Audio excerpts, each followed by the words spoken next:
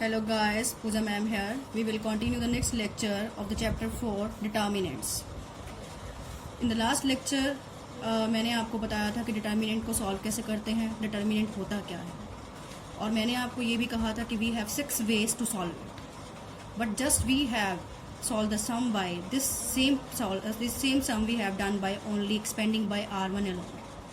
Now I will give you a next solution of it expanding along c1. इसको अब हम दोबारा करके दिखा रही हूँ मैं आपको, c1 के अलोंग एक्सपेंड करना, c1 के अलोंग डिटर्मिनेंट को सॉल्व करना. Okay, the same process we will follow. अब हम क्या करेंगे, जो एंट्रीज उठाएंगे हम कॉलम 1 की उठाएंगे.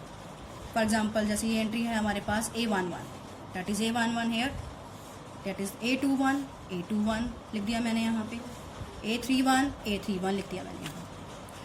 अब हमने जो काम पिछली बार R1 के लिए किया था, अब वो मैं सारा कॉलम 1 के लिए करूँगी. मतलब हर बार क्या होगा, कॉलम 1 तो आपका कंसीडर होगा ही होगा, पर जैसे कि वो एंट्री जिस रो में लाई करेगी अब वो रो भी जाएगी. अब 2 क्या है आपका, A11 एंट्री है. 2 कौन सी एंट्री है आपकी, A11. तो आपका कॉलम 1 तो जाएगा और साथ में आपकी रो 1 भी जाएगी. कहने का मतलब हम ये एंट्रीज को छोड़कर जो हमारे पास बचेंगी एंट्रीज, दैट इज 2/2 डिटर्मिनेंट को मेक करेंगे. ये तो आपको पता है कि 3/3 को अगर हमने सॉल्व करना है, तो ऑर्डर 3/3 का डिटर्मिनेंट अगर हमें सॉल्व करना है तो हम 2/2 की हेल्प से ही करेंगे. So we are left with 2 -1 -5 0. Same as अब 0 कौन सी एंट्री है आपकी, A21. कौन सी एंट्री है, A21. तो वही बात, कॉलम 1 तो जाएगा ही जाएगा, साथ में आपकी अब क्या जाएगी, रो 2 भी जाएगी. अब रो 2 जाने से और कॉलम 1 जाने से हमारे पास क्या रहा, -1 -2 -5 और 0. Same as A31 entry, that is 3.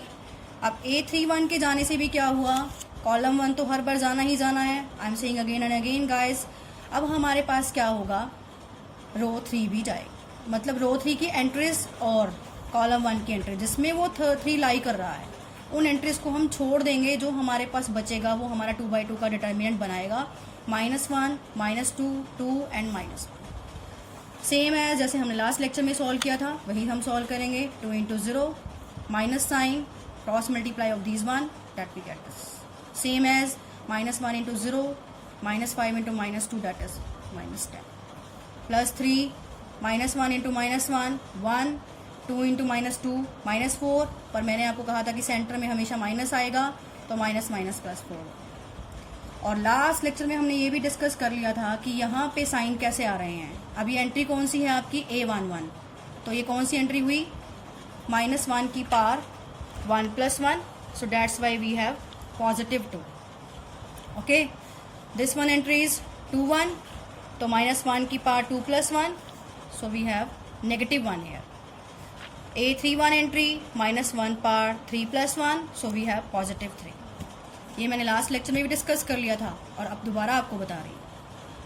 अब देखो हमारे पास क्या आया, 2 × -5 -0 0 × समथिंग 0 ही होता है, +3 × 5. So we are left with -10 -0 +15, that is equal to 5 answer. अगर हम इसी सम को लास्ट सम से कंपेयर करें, ठीक है, लास्ट लेक्चर से कंपेयर करें, आप अगर हम मेरा लास्ट लेक्चर देखेंगे तो वहाँ भी इसी प्रॉब्लम का आंसर 5 था. अब यहाँ भी सेम ही आंसर आ रहा है. जैसा कि मैंने आपको कहा था पहले भी कि हमारे पास किसी भी डिटर्मिनेंट को सॉल्व करने के 6 वेज हैं. तो मैंने आपको R1 के लॉन्ग डिस्कस किया था, आज मैंने आपको C1 के लॉन्ग किया है. तो आप अपने सेटिस्फेक्शन के लिए इसको बाकियों से भी कर सकते हैं. मोस्टली हम उसके लिए ट्राई करते हैं जिससे हमारा डिटर्मिनेंट झट से सॉल्व हो जाए क्विकली, मतलब जिसमें जीरोज ज़्यादा हों. ठीक है, तो उससे करने में हमारा टाइम भी क्या है, कम कंज्यूम होता है. Okay, clear. अब हम शुरू करेंगे next exercise, next topic, properties of the determinants. अब हमारे पास क्या है, डिटर्मिनेंट्स को सॉल्व करने के लिए कुछ डायरेक्ट प्रॉपर्टीज हैं जिसको हम डायरेक्ट यूज़ कर सकते हैं और डिटर्मिनेंट्स को हम सॉल्व कर सकते हैं. It is very convenient to use if we have all the clearance of these properties. So I will discuss some of the properties, not all today, for your easiness. The first property is the reflection property. By name you can also use, ठीक है, reflection property. Reflection property का मतलब क्या है, value of the determinant unaltered by interchanging its rows and columns. क्या कहना चाह रहा है कि अगर हम किसी भी डिटर्मिनेंट को ट्रांसपोज, मतलब मैट्रिक्स का ट्रांसपोज में आप पहले कर चुके हैं ना आप, ठीक है, वही सेम है यहाँ पे, बस कहने का मतलब अलग है कि अगर हम किसी मैट्रिक्स का डिटर्मिनेंट सॉल्व करते हैं, ठीक है, फिर जो उसकी वैल्यू आएगी और बाद में हम उसी मैट्रिक्स का ट्रांसपोज कर दें, फिर उसका डिटर्मिनेंट सॉल्व करें। ट्रांसपोज तो आपको पता ही है, पिछला कॉन्सेप्ट है, मैट्रिक्स में आप कर चुके हैं कि रो को कॉलम बनाए या कॉलम को रो बनाए। तो जो आंसर आएगा डिटर्मिनेंट का ट्रांसपोज करने के बाद उस मैट्रिक्स के, तो सेम ही आएगा। या अदर लैंग्वेज में आप बोल सकते हैं कि determinant of any matrix is equal to determinant of transpose of that matrix, या determinant of A is equal to determinant of A transpose. अब आप यहाँ देख सकते हैं मेरे पास क्या था, 2 0 3 -1 2 -5 -2 -1 से, ओके। ये क्या है, मैंने जो इस सम को करवाया था आपको, फर्स्ट सम को, ठीक है, उसमें मैंने क्या किया था, 2 -1 -2 0 2 -1 3 -5 0 के डिटर्मिनेंट को सॉल्व किया था। जस्ट मैंने क्या किया है, R1 को कॉलम 1 बनाया है, R2 को कॉलम 2 बनाया है, R3 को कॉलम 3 बनाया है, मतलब मैंने ट्रांसपोज कर दिया, ठीक है। रिफ्लेक्शन प्रॉपर्टी प्रूव करके दिखा रहे हैं। तो देखिए, अगर हम इसका डिटर्मिनेंट सॉल्व करते हैं, वही सेम वे आपने फॉलो करना है, बार बार एक्सप्लेन नहीं कर रही मैं आपको। जब हम इसको सॉल्व करेंगे तो हमारे पास यही आएगा। अलोंग R1 ही हम हमेशा करते हैं, हमें ऐसा लगता है कि R1 के अलोंग करना इजी रहता है, तो हम R1 के अलोंग करते हैं, ओके।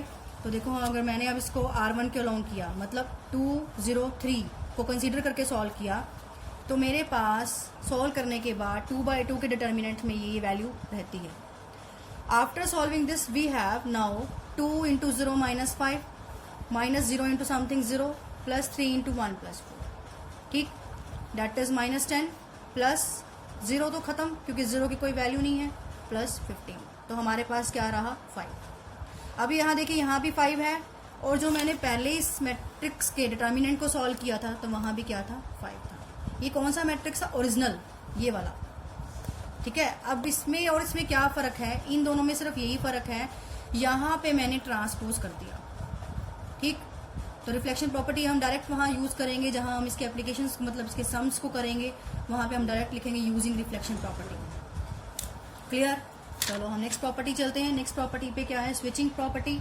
स्विचिंग प्रॉपर्टी क्या बोलती है, if 2 adjacent rows or columns are interchanged then sign is also change of the determinant। क्या कि अगर हम किसी मैट्रिक्स के 2 कॉलम या रोज को इंटरचेंज करें, ठीक है, और जो ओरिजिनल मैट्रिक्स था जिसके हमने इंटरचेंज किए हैं, उसकी वैल्यू जो थी डिटर्मिनेंट सॉल्व करने के बाद, और इंटरचेंज करने के बाद डिटर्मिनेंट अगर हम सॉल्व करें तो वैल्यू तो सेम ही आएगी, बस आंसर में प्लस या माइनस का फर्क हो जाएगा। अब आप यहीं देख लीजिए, मैंने 2 0 3 -1 2 -5 -2 -1 0 वाले डिटर्मिनेंट को अभी सॉल्व करके दिखाया था, तो आपके पास था आंसर 5। अब मैं क्या करूँगी, कोई भी 2 रोज या 2 कॉलम को इंटरचेंज करूँगी। अब ये है हमारे पास R1 और ये है R2। मैंने क्या किया है, R1 को R2 से, R2 को R1 से रिप्लेस किया है। In other language, R1 interchanging into R2, R2 interchanging into R। और डिटर्मिनेंट को जब सॉल्व करेंगे, अगर हम इंटरचेंज करने के बाद, ये आप कर सकते हैं अपनी सेटिस्फेक्शन के लिए। मैं आपको कॉलम 1 के लॉन्ग भी करवा चुकी हूँ, R1 के लॉन्ग भी करवा चुकी हूँ, तो आप इसको ट्राई कर सकते हैं। तो आपका जो आंसर है वो रहेगा तो 5 ही, बस यहाँ +5 है तो यहाँ -5 आ जाएगा। ओके, समझ आ गया। That is your property second, ठीक। अब है नेक्स्ट आपकी प्रॉपर्टी थर्ड। प्रॉपर्टी थर्ड क्या है, रेपिटेशन प्रॉपर्टी। रिपीट वर्ड से आपको क्लियर है, रिपीट होना, सेम होना, बार बार आना। रेपिटेशन प्रॉपर्टी हमारे इस डिटर्मिनेंट में इसका क्या यूज है, इफ 2 रोज या कॉलम्स, 2 रोज और columns are identical, identical word का मीनिंग यही है, सेम होना, देन इट्स वैल्यू इज 0। क्या, अगर हम किसी मैट्रिक्स के अंदर कोई भी 2 रोज या 2 कॉलम्स अगर सेम हैं आपके पास, किसी भी मैट्रिक्स के अंदर अगर हम उसका डिटर्मिनेंट सॉल्व करते हैं और उस मैट्रिक्स के अंदर आपके पास कोई भी 2 रोज या 2 कॉलम सेम होते हैं, तो हमेशा आंसर 0 ही आएगा। इसको बोलते हैं रिपीटेशन प्रॉपर्टी। तो वहाँ अगर आप सम सॉल्व करेंगे तो आप डायरेक्ट लिख सकते हैं दीज आर सेम, जैसे मैंने यहाँ लिखा है R1 and R3 are same, ठीक है, R1 and R3 are same. आप देख भी सकते हो, R1 में एंट्री है 1 1 1, और R3 में भी क्या है 1 1 1। तो आप इसको, इसके डिटर्मिनेंट को अगर आप सॉल्व करेंगे तो आंसर 0 ही आएगा। तो सम को जब हम सॉल्व करेंगे, फर्दर हम प्रॉब्लम्स और सॉल्व करेंगे, तो ये जो हमारे पास प्रॉपर्टीज़ हैं हम डायरेक्टली यूज़ करेंगे बाय रेपिटेशन प्रॉपर्टी। ठीक है, इस तरह से हमने 3 प्रॉपर्टीज डिस्कस की हैं। Next properties, property 4th, that is scalar multiple property. Scalar word से क्लियर है, आप मैट्रिक्स, स्केलर मैट्रिक्स के बारे में पढ़ चुके हैं, तो यहाँ भी हम थोड़ा ऐसा ही कुछ करेंगे। स्केलर मल्टीपल का मतलब है if each element of a row और column of a determinant is multiplied by a scalar, ठीक, then its value gets also multiplied by that number. क्या कि अगर हम, हमारे पास किसी भी मैट्रिक्स में डिटर्मिनेंट सॉल्व करते हैं, जैसे ये था हमारे पास 2 -1 -2 0 2 -1 3 -5 0, इसके डिटर्मिनेंट को सॉल्व किया तो आंसर क्या आया था 5। अब इसी को अगर हमने इस तरह से ले लिया, क्या किया मैंने, 4 से मल्टीप्लाई, 4 2 ज़ा 8, ओके, 4 1 ज़ा 4, 4 2 ज़ा 8। तो क्या आया, देखो मैंने सिर्फ क्या किया है, R1 is getting multiplied by 4 here only and R2 and R3 same, you can compare the both.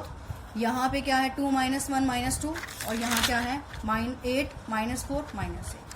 R2 is same और R3 इज ऑल्सो सेम, ठीक। अगर हम इसके डिटर्मिनेंट को सॉल्व करेंगे तो हमारे पास क्या आएगा, आंसर 20 आएगा।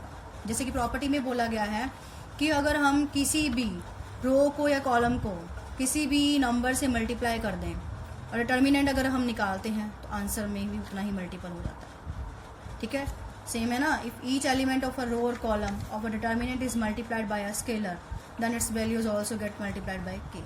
तो वही हुआ, यहाँ पे क्या आया 20, क्योंकि स्केलर कौन है हमारा, कॉन्स्टेंट नंबर कौन है 4, वैल्यू क्या थी पहले 5, तो अब कितनी हुई 20। तो इस तरह से हमने क्या किया, सिर्फ 4 प्रॉपर्टीज़ को डिस्कस किया है। अभी हमारे पास और भी प्रॉपर्टीज़ हैं, नेक्स्ट लेक्चर में मैं बाकी प्रॉपर्टीज़ को विद प्रॉब्लम्स डिस्कस करूँगी। अगर आप कोई भी प्रॉब्लम है आप मुझे कॉल कर सकते हैं, मैसेज कर सकते हैं, ठीक है। My number is 8572069004। Thank you.